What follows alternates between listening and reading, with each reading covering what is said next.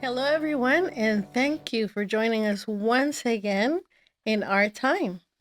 Today, I'm joined by some beautiful friends and colleagues, and we're going to be jumping into the water to explore the experience of the LGBTQ plus community. And so, to my left, Dr. Eugenia Rodríguez. We have also Monica López, psychotherapist, and Elizabeth González Morales, psychotherapist. Let's jump in. Let's jump in. Thank you for joining me. You're welcome. Let's do this. Yes. And we really want to take this opportunity to think out loud together, Right. to reflect together about the experiences unfolding presently in the LGBTQ plus community. And I thought it would be so good to have the three of you here because we're colleagues who all met at Pacific Oaks College. Dr. Rodriguez heads the cohort that specializes in the LGBTQ plus community as well as the Latinx family studies cohorts. And I am aware that both of you are faculty within both of these cohorts. Yes. I participate in the Latinx family studies cohort. And so we're really thankful that we have the opportunity to engage students in work that prioritizes cultural context. So, vámonos, let's do it. Let's do it. Let's do it. Let's do it. Dr. Rodríguez. Eugenia, por favor. Eugenia. Eugenia. Empezamos con la humildad. Yes. Yes. Tell us about what your experience has been as the leader of this area of specialization at PO and the journey to start that part of our cultural family psychology department. That is, it's a very layered question, and I will do my best to answer it.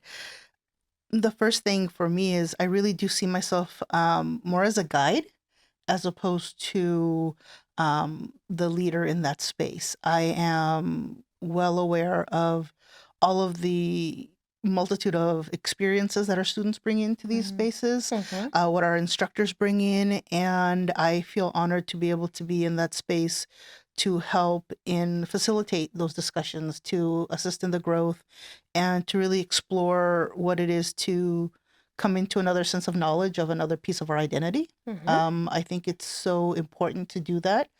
I identify as a queer Latina, and within that space, my identity has taken many forms to be able to say that in a way where I am proud and honored to be in this space as opposed to ashamed of all of the pieces of my identity. And so my goal when I even proposed this program was really looking at how we can become, I guess the best way to say is we can partner in the healing of others. I let all of my students know from the minute that they interview into the program until the moment that they graduate that we cannot fix anyone. We have to be witness to their healing. And to be able to do that, we really have to look at ourselves and go through our own healing practices. It's a difficult world in a lot of spaces for marginalized identities. And it's more and more so depending on where you live, how you live, the different identities that we hold. And so it's a long answer to a short question, but I feel honored to do this. I feel honored to be in the company of such amazing healers and practitioners. And I only hope to do justice to my students, to their future clients, to the faculty that assist me in this path. And I just hope to be worthy of that. We're thankful to have you. Yes. We're so thankful to have you. And we appreciate how passionate you are about all of the work that you do. I can vouch for that. the entire time that I've had the pleasure to know you because of our work together at PO. You're treasured. Thank you. Yeah. Yeah. I want to add to perhaps the as a student when we were going through our own Latinx program and me and along other folks who identify as queer, we would often wonder, like, where is the more of the intersectionality program where we can have a space of blend and explore all the different identities that a person can hold. Yes. And that was something that would always come up where, like, what about our queer folks? You know, what does that look like? How does that happen? And it's really, really nice to see that now there's such a space. Yeah, it manifested, and now you're faculty.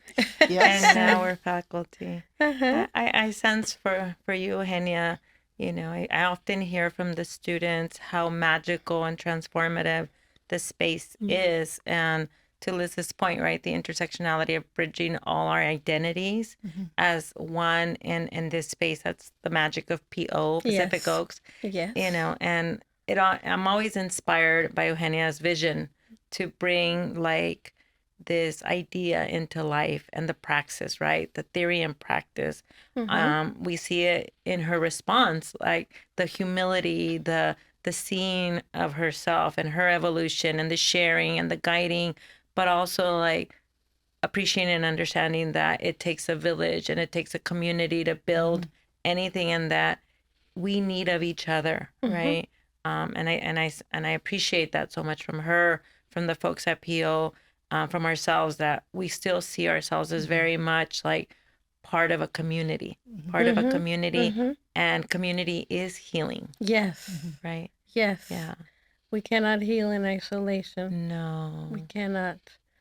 Interestingly, the last time I had the opportunity to meet with a clinician on this platform, it was someone who names herself the intersectional therapist, Andrea Saavedra Metoyer. And we talked about how important it is to acknowledge the different identities that we embody, and the importance of clinicians acknowledging and honoring all of these identities in that journey of healing. And one thing that came up is the role of the pandemic in connecting therapists who, like yourselves, prioritize these intersections, and our communities that for the first time were, seeking us out in mass. What do you recall about that time in the pandemic? And what do you make of the fact that more marginalized communities were seeking out therapy?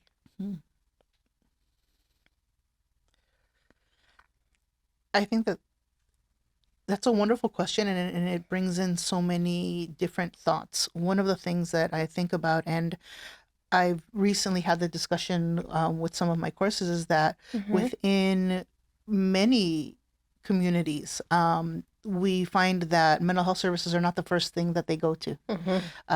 Usually they seek to find community support. Maybe they know una señora that you can go and talk to, and that she'll tell you, or going to seek services of a healer or a curandera to then really seek to heal that spirit sense, that spirit place of you.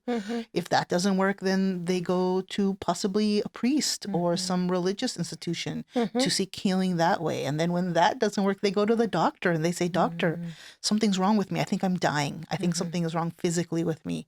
And once all those avenues have been exhausted, sometimes the doctors will say, "Well, have you thought about going to therapy?"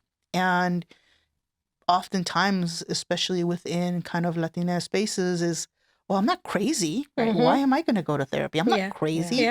And it's so important to understand that it's the fact that we're having a normal reaction to an abnormal situation. Who in living memory is able to say, yes, I survived a global pandemic Right. where everyone in the world felt that we had to grind to a halt? None of us can. And then we look at the coping skills that we have aren't sufficient for such a large thing. Yeah. And so sometimes that pushes us into the spaces of, well, really, what is out there? You know, I am all for somebody getting a limpia on Monday and coming to see me on Tuesday. Yes. Yes. Mix it I'm up. like, mix it up. Mix Are it they up. good? Give me their number. Right. I am fine. I think that that's wonderful. I think that's so Yes. healing. Yes. I think that going into our spaces of, indigenous healing spaces. Absolutely. I tell my students that if we go back to who we were, because all of us have a people, all of us come from a people, and we go into the spaces of the work that we do, we would be seen as shamans, as healers, as magic. Right. And we need to embrace that in our current spaces, in the current time, because what our communities are seeking is healing. Yeah. They're healing of body, healing of spirit, healing of mind, Yeah. and knowing that it doesn't have to be so siloed. Yeah. Yes. And finding out that one thing didn't work, time to try another thing, and nothing is working, and saying, well, it looks like there's one avenue I haven't tried yet. Maybe I start. And then one person, and how community works is one person tries it, tells the other one, you know what? We're not Word of crazy. mouth. I got told we're not crazy. Y ahí van con la vecina, and then they go with the other neighbor, and all of a sudden, Yes. communities are seeking support in a way that we've never seen it, because what else was left to us? Yeah. Right. Within our marginalized communities, a lot of us had to still go to work. Right. A lot of us were still going into places where they were ill-equipped to protect themselves. Right. And families were dying. And how do you deal with such a wave of grief?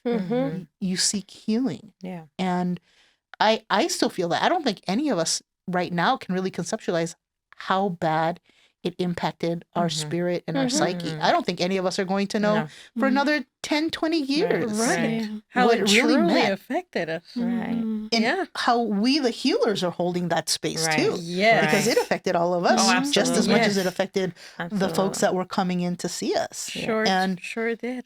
the continued separation of spaces where I don't have Zoom, I don't even have a computer. How do what's Wi-Fi? Like, how do I, like, all the stores that had free Wi-Fi are now closed. So how am I meeting with my therapist? I don't have the money. Or in speaking within LGBTQIA plus spaces, I'm not out. How do I talk to my family about that? I need therapy because I'm not out. Yes. And so the pandemic is still doing quite a number on us. Yeah. Still. Yes. Still. I sense to your point, right? It slowed us down. It forced us to go inward and to sit with what oftentimes gets ignored through like stress or work or going and coming and going, right? And it slowed us down to take reflection. Yeah. And also to Eugenia's point, right? Those folks that had those identities that were hidden and maybe used outside places to be expansive and be creative and be free, closed. So that distress, right, was present, and they needed care. Yes. They needed care. And I also feel like there's, at the same time that COVID hit, there was an opening for like decolonized work. And more folks that look like our community came into this space. And so you have people that you come in and their offices reflect their homes. Yes. Or there's mementos in their offices that they always tell me like, oh, you have a lot of cositas that resemble what I grew up with. Or they see me and my name with all the accents and all its glory. They say, oh, I can identify with you. And because you look like me and there's representation, you feel safer. Representation matters. Right. So that I really started seeing decolonizing mental health, talking about, intersectional. That really gave an opportunity to like, well, there's this stigma there. Let's aid on our end, because the stigma was there for a reason. Mental health has not been fair to communities of color. Absolutely. And it continues to pathologize our struggle. And so, of course, we don't want to go to spaces where we're going to be labeled or shamed or blamed for our own distress. So some of the avoidance is very normal and very appropriate. So to that point, right? Coming in and filling in that void and saying, I am here. I look like you. I understand your cosmology. I understand your world in the ways that you don't have to explain it to me. We come from I hear you. the same people. Yes. Yeah. I think too, one thing that I could recognize was the younger folks. Right. And we not only see the inequalities in society, such as, right, our Black and brown siblings who had to work and had no, they couldn't not take time off. Yeah. And even as a clinician, seeing those disparities, and well, these folks don't even have Wi-Fi. They don't know how to access the Zoom, and being mindful of that. Of okay, well, yes. So let's just get on a phone call, right? Finding ways where it's not so rigid in making this connection accessible. With that, right? This certainly was a way for as a microcosm of the world in general, right? All these inequalities that we all experience, and the younger folks who, right, will be the quote unquote identified patient, will be the ones that take on the pain. And these younger generations that also the acculturation in that, push their caretakers in a way of, hey, like, I want therapy, or hey, there's mental health, or it's not such a bad thing. So I think that was a big shift in this sort of expansion of mental health, plus, as you all mentioned, the clinicians themselves and the space to shift it to the needs of our folks. It really did. Big shift. And that's why, I am reflecting on this as our time to continue feeding the shift in a healing direction, because so much was made visible during that time, about what's problematic in a variety of ways, and has been for centuries in many of our communities, and of course, including the LGBTQIA plus community.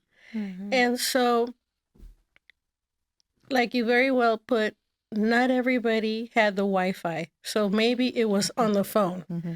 And I suspect that because more and more of us clinicians showed up on social media at that time, That's true. it may have been part of what invited people to flirt with this resource, in addition to the limpias. Yes. Not in replacement of, but in addition to, and to see, oh, that person looks like me. And when you were mentioning about the cositas in the background, they show up in the social media frame. Yes. Right? And so people would be like, oh, wait a minute. It's interesting how these little details had a role to play in inviting our people into this. When we are in class with students, we often talk about what can be a bridge that we in this clinical journey can help to build to invite our people. Well, the pandemic helped to construct that bridge. Right? Yeah. Absolutely. And I think it's interesting for you to say that about social media, because almost everyone I know has a phone. Yeah. And, I come from the time of nights and weekends free, but that's not the case anymore. You can, log on whenever. And so I really think of that not only as something that was wonderful, but it also showed the disparity. Yes. And it also showed that it can be used in negative ways. I often think of things, and bear with me on this, I think of things like a shovel because it can be used as a tool or as a weapon. And so if you're using it to plant a garden, yes, the shovel is such a wonderful instrument.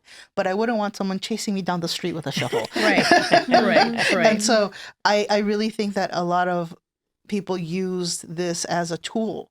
Yes, there is an immense amount of hate and negativity that you can find. Those are the ones that are chasing us down the street with that shovel. They're the ones using it as a weapon. But for those who found this as a tool, it was such a wonderful release to say, you know, I may not be able to interact with them, but I can watch this video. I can go into this. I can find what they're talking about when they talk about generational trauma. I can find out when, you know, someone's coming out journey. I can watch someone in real time track their testosterone use and see how their bodies are changing. You know, all of these things which in any other platform, any other time, probably wasn't as accessible to them. Right. Now they're able to see and say, you know what, that feels like me. And so I think it's just been a wonderful opportunity. Yes, there's definitely some things that have been harmful. As many things, some people want to chase you down the street with that shovel, but I think it's been a wonderful place to plant many gardens about this growth. Oh, I love that metaphor. I love that metaphor too. I'm gonna keep it. Yeah, I will plagiarize. Yes. Duly noted. You know, I think to your point, Eugenia, it's the idea of universality, right? When people sit in their shame, and their shame is to say, I am unlovable. I am not part of the human race. And oftentimes the stigma of being queer, LGBTQ, the stigma of mental health, and now you have double stigma. Now there's double pain because, you know, maybe in navigating one, the other one can't, you know, or the other, it's one that it goes back and forth, ¿verdad? And so shame says, I'm unlovable, I'm different, I'm not part of the human race. And that at the core is painful. That at the core. And so social media, right, and therapists of color and said, no, there are people like you out here. Welcome back to the human race. Welcome back. And to see yourself in another is healing. It's magic. It's saying there are other folks like me. That's hope. Being reintroduced. So while I have my issue with dancing therapists that get on there and dance and do all this, okay, you know, and only because of my thought process that our role is one of respect and one that we have to be very mindful how we walk because of how our practice has often been seen as quackery, and it doesn't so I go back and forth to Eugenia's point, you know, is it a shovel, you know, in the sense of like, is it here for healing, or is it here also for like harm? And we have to be mindful. Very true.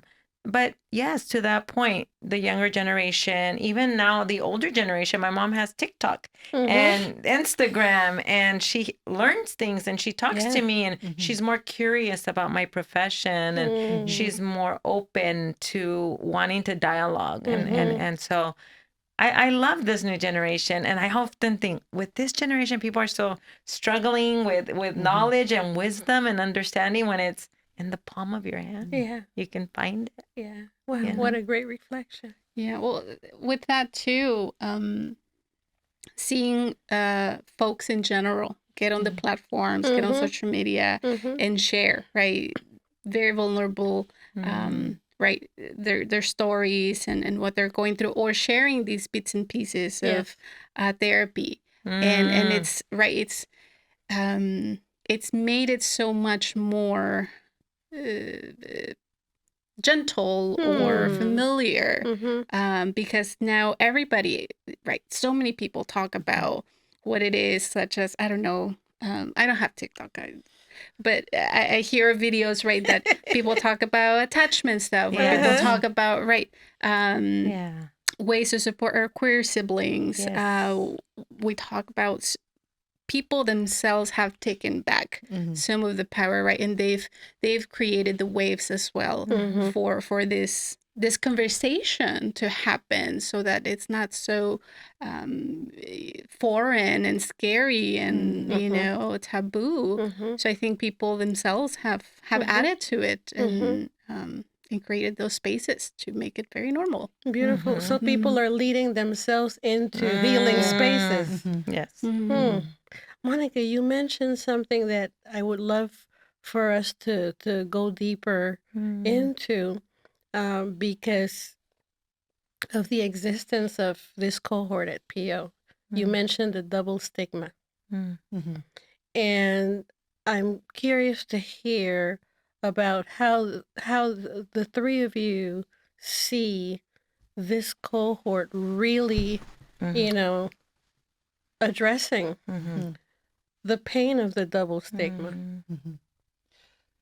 Well, I get a sense that it's about restructuring how we see the world. And a lot of us that grew up with a very Western view of the world is to exist in a binary, black, white, good, bad, male, female, right, wrong.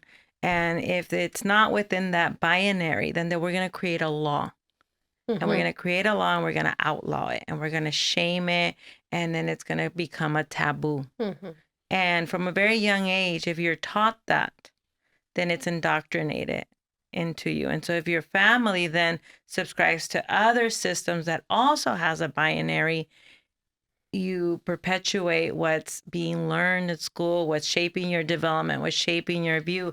And so with PO, it's a stripping down of that binary, and it's about existing in the in-between spaces, right? In the unknown, but also for our own ancestral cosmology, the in-betweens were sacred.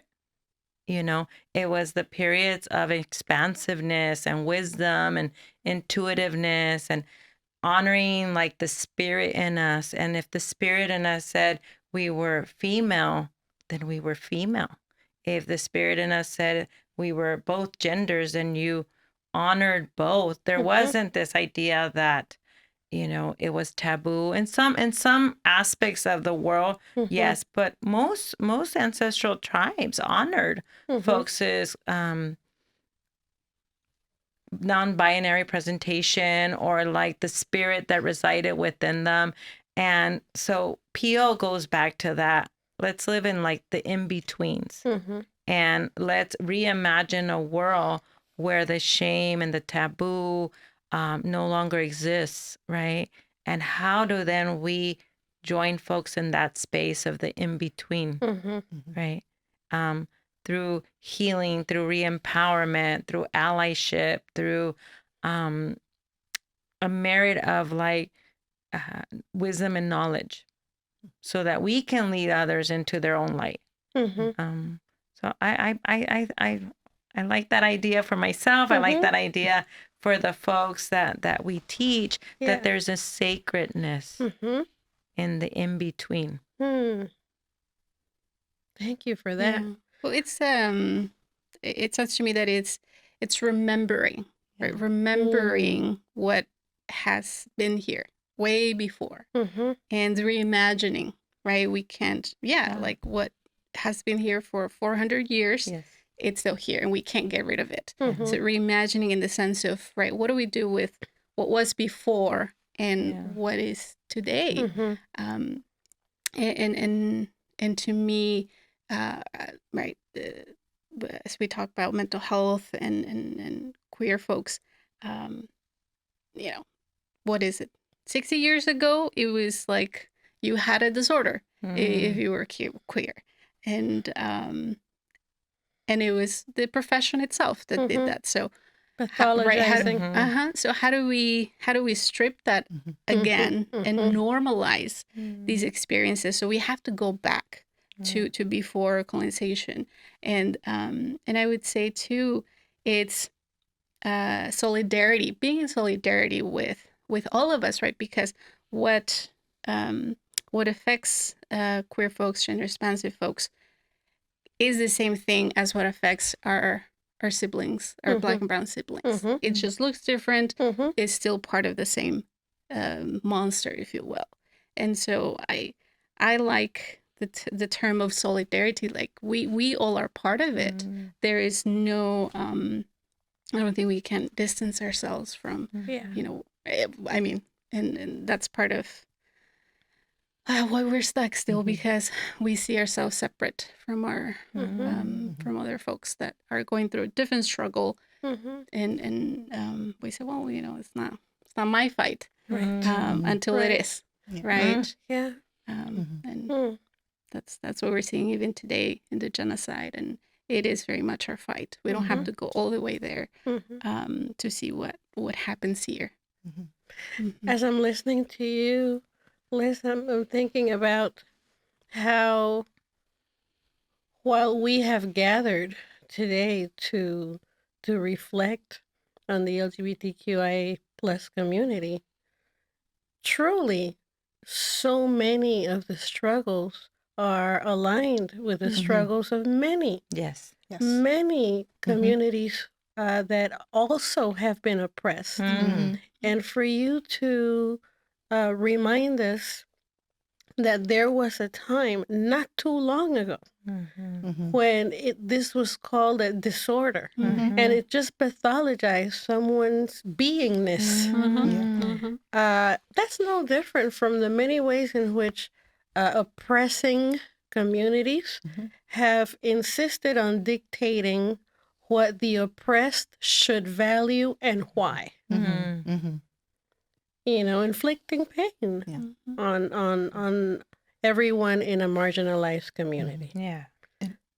I really, you know, from what you're saying and what has been said, one of the things that always sticks out to me is deconstructing this idea of scarcity. And one of the things that we have to look at is understanding that universal struggles are to be understood in a space of, if I seek liberation for myself, then that is also going to open a way for liberation for others as well. And if I seek for liberation for you, that's also in a way seeking for liberation for myself. And unfortunately, in the way that society is currently being constructed, is there is this scarcity myth that if I get something, or if you get something, there's less for me. And I need for me because I have need.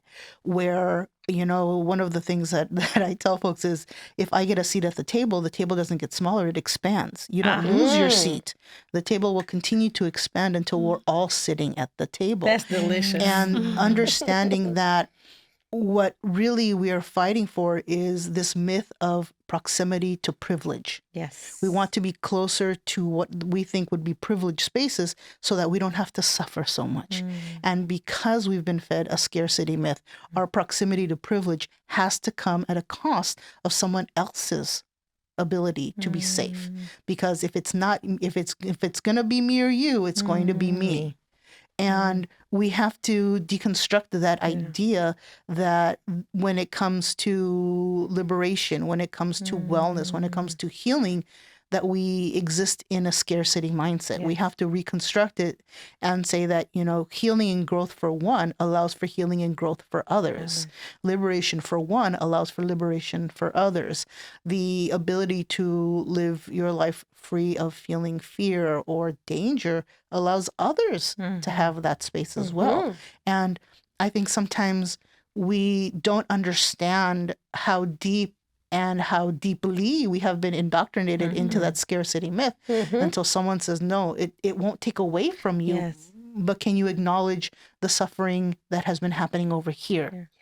And when we realize that looks so much like the suffering that's been happening here, and to me, it humanizes that experience. You know, and when we're talking about our identities, our intersecting identities, you know, I love talking about intersectionality, but one of the things I always point out is we have to really be aware of in which spaces our identities intersect in spaces of oppression.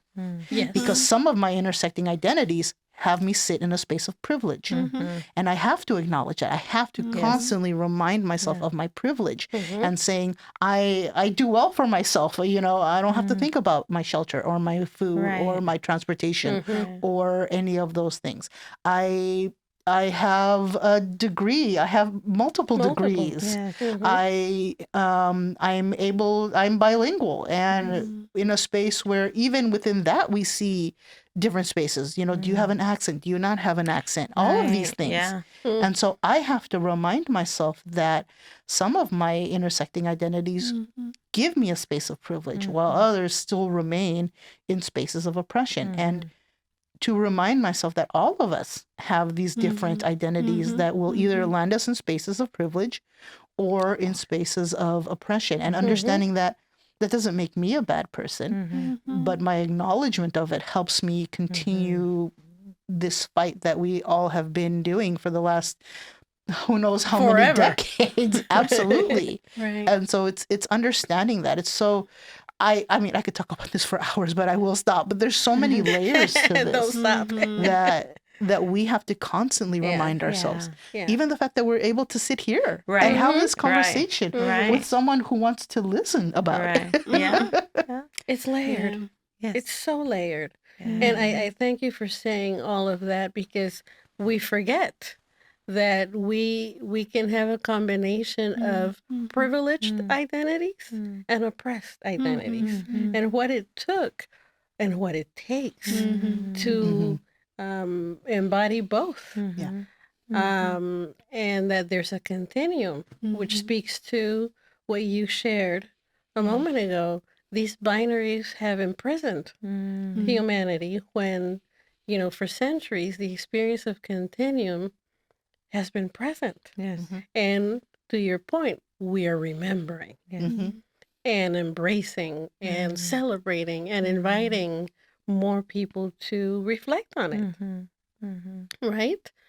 I'm curious, as we're talking about the sources of indoctrination, the oppressing community, who seems to be panicked. I will submit that there's panic.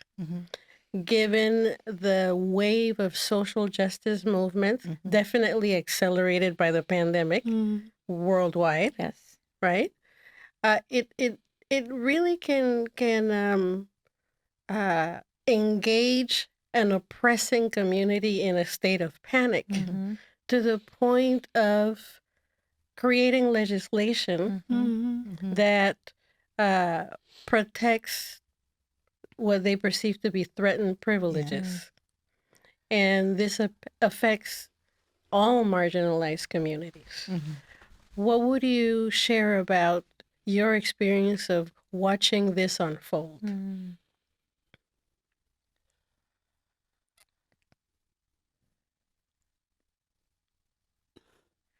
I like how everyone just sat. I know. We're breathing for a minute. We're for me, I'm containing my reaction, my helplessness, my hopelessness at times, the rage, the voicelessness that I feel, that turns into rage, and then it brings me back into the therapy room, where I can hold that as part of like someone's experience, so that when someone is talking to me about that frustration and that despair, and I can say, oh, it's not what's wrong with you, it's what's happening to you, and it's systemic, and it appears at work, and it shows up in family, and anywhere where there's a power balance. Yes. And you have more parts of you that are vulnerable. This is how it shows up in your body. This is how it shows up in your view and how you view yourself and how it breaks you down. And just had a conversation with someone recently, and they're telling me about their body. And I thought to myself, you know, how do the spaces, because I reflect back on their vulnerabilities and their privilege, and I say, okay, let me factor what's happening in the world into their worldview to give them that perspective. Because often we internalize and we say, oh, it's me. There's something wrong with me. And that, back to that shame, you know? It always fascinates me when we internalize, we swallow that shame and that fear and that feeling of being unworthy, and we swallow it until we convince ourselves that we're the problem. And it only takes so many times for someone to say there's something wrong with you before that voice in your head is yours and not theirs. And in that space, if you're wrong, then you can fix you. Right. If you're the problem, then there is a way to make it better on your end. You have control of making it better. Right. But if we acknowledge there's nothing wrong with me, the world is just falling apart in so many different spaces right now. Yes. The feeling of powerlessness of like, I can't change that becomes so overwhelming that it's almost like we would rather think it's us, because then I have some ownership of the healing. But if I know it's not me, what can I really do? And that's when we start looking at that space of activism. That's when we start looking at that space of healing. Yeah. Yes. You know, when I realized there was nothing wrong with me, and it wasn't that I was ever overtly told in my family there was something wrong with me. Absolutely not. But I felt like the world was saying, this is how you should be, and you are not like that. Yeah. And because of that, I was wrong. Yeah. Instead of now as an adult, I can look around and say, well, there should be examples of me, instead of why isn't there? Yeah. And so it's that space, and there is rage, there's feelings of powerlessness, there's all of these things. But I think of how we experience emotion, and rage will sometimes transform itself inside of me to movement. Like it needs to stay out of me, because rage internalized will just solidify and sink me. Yeah. And I can't do that. Yeah. I don't want to. And we've had I'm sure all of us in our past of saying, is there something wrong with me? Yeah. Is there something, why am I not what I thought Right. I should be, and who I thought I should be, instead of who I am? Yeah. And it's very easy to go back into that if we allow ourselves, because of all of these things around us that we don't even notice. Right. And so it's hard. The spaces that we are existing in right now, the time that we are existing. I think back to the early 90s when I came out, and we're in 2024. It's still difficult. It's different. The way that it's difficult may be different, but it's still difficult. And sometimes the best thing that we can do is show someone, there is nothing wrong with me, so there is nothing wrong with you, because you are also of me and I am also of you. And because of that, it's like, take some of my healing into you, because I know there's nothing wrong with you. Right. And when you are able to hold your own healing, then you can hold that for someone else. Yes. And that's the only way that I move forward, because if not, I will explode. And that's not going to help anyone. Right. Yeah. True professor, object relations. I heard it in there. Yes. I heard it. Object relations. It's in there. It's in there. True professor. A true professor. Yes. It reminds me of in Le Catch, the phrase of "you are me and I am the other you." The African version, Ubuntu. Ubuntu. I am because you are. I am because you are. Yeah. I would say, right, part of all this legislation, and again, you can look, right, for queer folks, gender expansive folks, trans folks, right, all the taking away mental and medical access. Again, it's just like any other parts of folks that are experiencing oppression.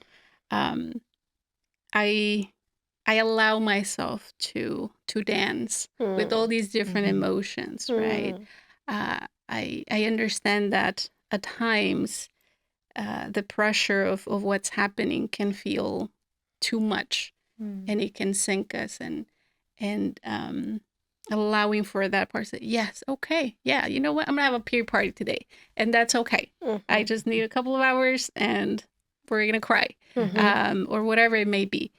And so being able to hold so much, right, when they come in. And so sometimes, right, being able to hold the anger, being able to hold the sadness, being able to hold the joy, and okay, well, right, how do I reconnect to my community, right, to the folks that love me and care for me, and then that fight continues to come on. And so whether it's dancing, right, all these different emotions, they're different partners, or riding waves. You know, I often share this concept with the folks that I come across. Waves are like feelings. They come and they go, and we just become really, really great riders, because it's part of it. And so understanding that these emotions are temporary, so that they don't, right, they don't have to, which can happen, and I've seen it with myself, I've seen it with folks, that the helplessness is enormous, and it becomes right, well, I can't do anything about it, right, cynicism, and then it's like, okay, yeah, yes, of course, that's okay, you know, you can feel that emotion, and when you're done, you know, we can figure out what's next. So holding, right, these emotions together. Oh,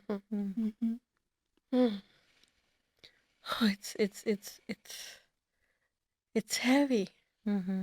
It's heavy, and you know, all that merits activism, merits a sense of community support. So I'm curious to hear your thoughts on what allyship truly looks like. It's needed. It's essential. Because, as you said earlier, Monica, healing in isolation just doesn't work. Particularly when we are talking about thriving instead of just surviving. You know? Yeah.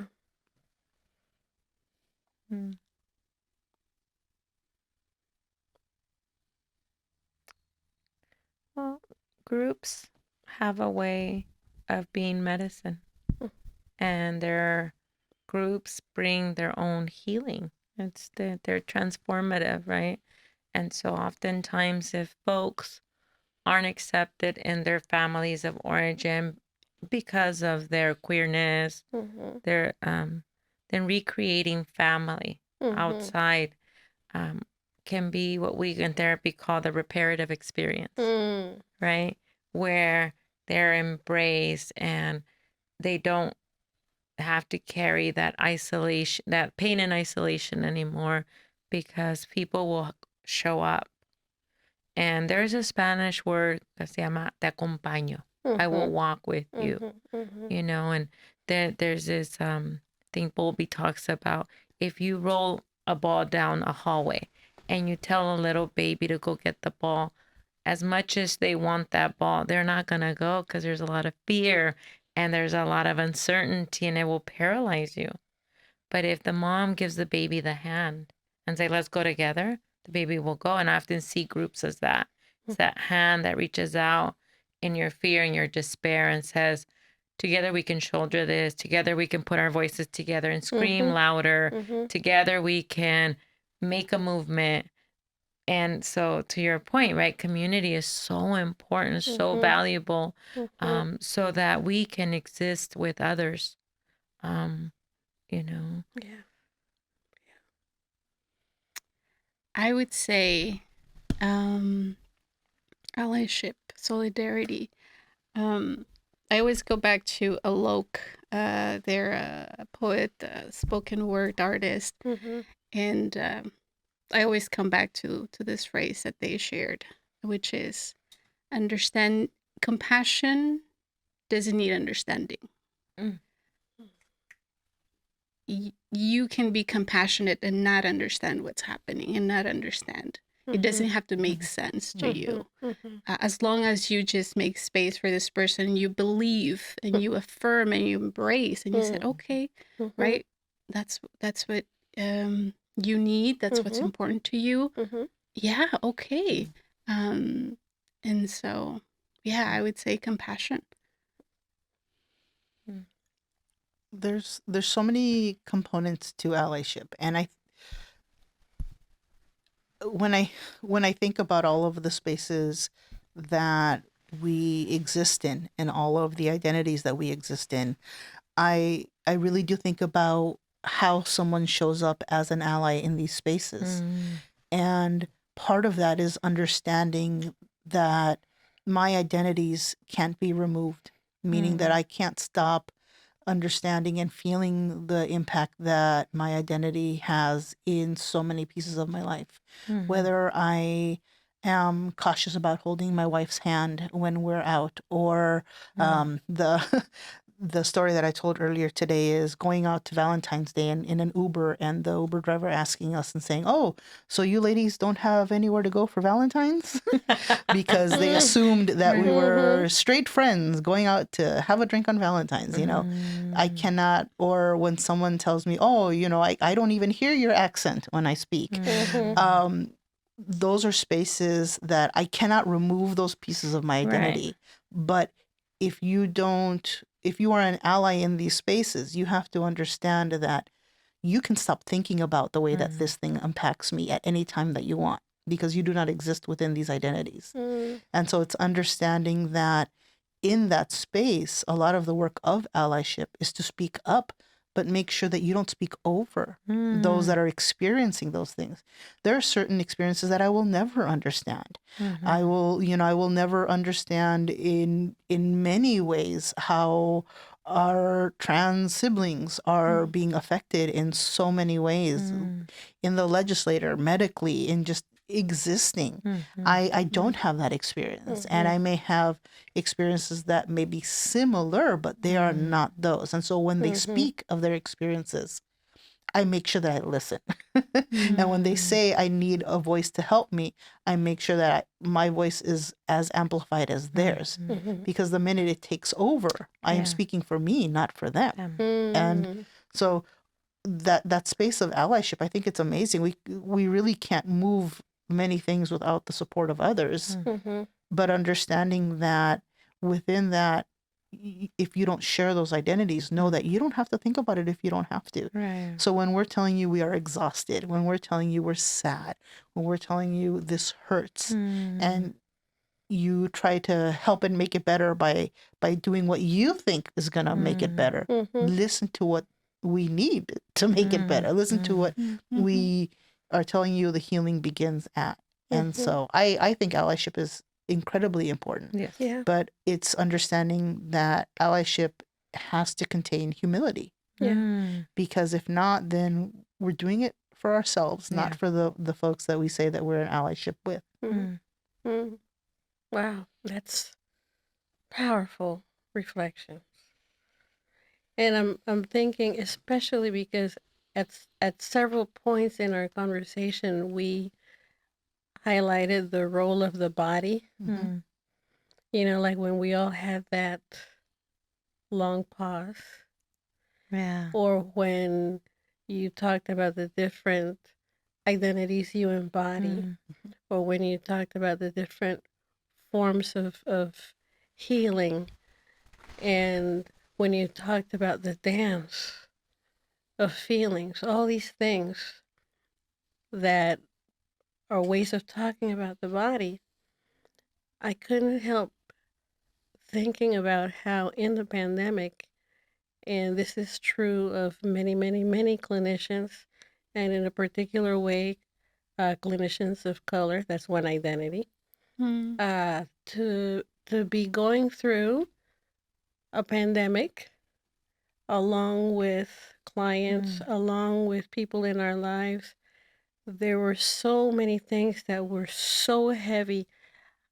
Speaking for myself, being a therapist at that time was challenging in ways I will never forget. Right. Mm-hmm. I cried a lot. Mm-hmm. I'm wondering what you found helpful Mm. to you at that time.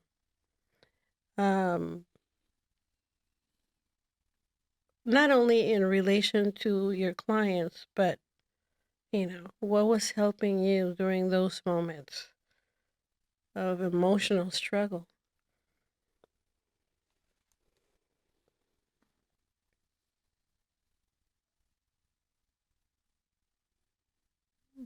And we're still struggling. Yes. Hmm. Connection was very important Yeah. Mm-hmm. for me during that time. It continues to be, but Mhm. especially in that time where we were so forcibly removed from so many of our connections. Yeah. I was working at the college at the time, and we received an email that says anyone this age and up, you need to stop coming into work. Mm. It wasn't a please, it wasn't slow down, it was no, stop coming in. Yeah. And I remember in the beginning thinking, oh, this is no big deal. It'll be Right. like a week or two, we'll come back. And Mhm. here we are, 2 years after that, we're like, oh no, are we able to go back? And so the connections that I was able to maintain, I think, were the lifeline that I needed. Mm. Where there were a lot of tears. I remember crying. I didn't even know why I was crying. I don't think I needed a reason. Yeah. What was happening was enough Mhm. in any moment during that time, and even moving forward. Yeah. And it's really understanding and recognizing how important those connections were to me. Mhm. And it's my grandfather's 97, and during the time, our biggest fear was that we would lose him and we wouldn't be able to say goodbye, because so many communities were having that exact same thing happen. Yeah. We have lost a generation of elders Yeah. Yes. with knowledge that we will never get Okay. back. Yes. And again, the impact we won't even recognize for years. And so the connections that I was able to maintain were my lifeline. Mm. Hmm. Yeah. Connections, and for me it was creativity. It's going back to remembering that as a kid, when things were hard, I would draw, I would color, I would paint.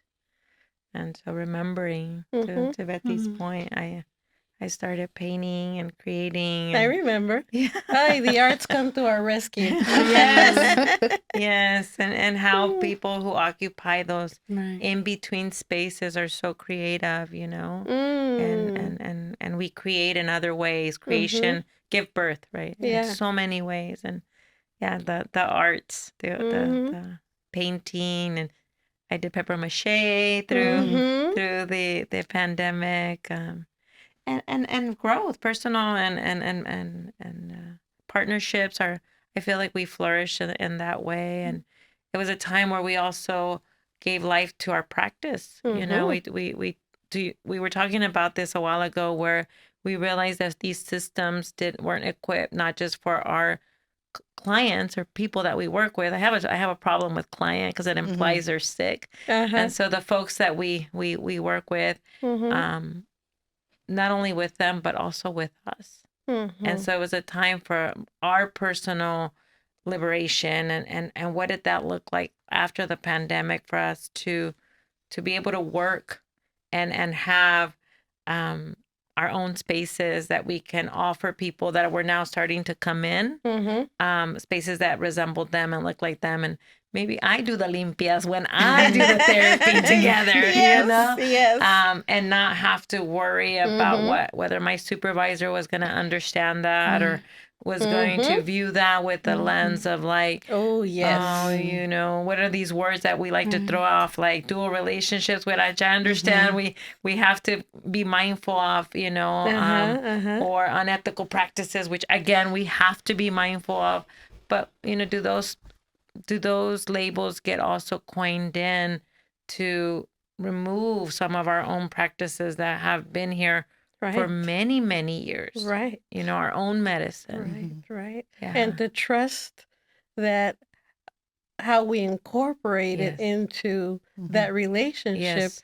is something that we do mindfully, and Yes. that it's an art, Yes. including self-disclosure. There's an art to it. Yes. Oh, yes. There's an Absolutely. art. Mhm. Yeah. Yes. Yeah. What's that quote that says, those that were dancing were thought of as mad by Yes. those that don't hear the music? Mm. And it's not hearing the music. Yeah. Mhm. When you say, no, this is the rhythm of this is healing. Yes, yes, yes, yes, yes. This music is beautiful. Yeah. This ceremony Mhm. is healing and Yeah. hope. Yeah.